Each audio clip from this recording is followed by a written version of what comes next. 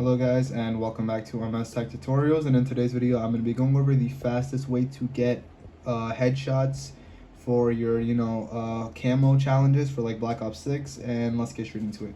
So the first thing that you guys can do is simply just go over to find a match and then click on filter and make sure whatever game mode you're doing is make sure it's hardcore, because it is much easier to get goal or get headshots in hardcore, especially modes like domination hardpoint where the game itself lasts long.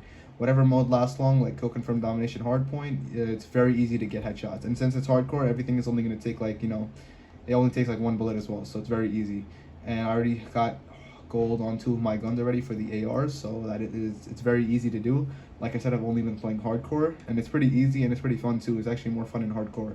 And yeah, it's like I said again, just whatever game mode, make sure it's a long game mode like Domination, Hardpoint, Kill Order, and Team Deathmatch, and just play that and just make sure it's hardcore. That's the main important thing.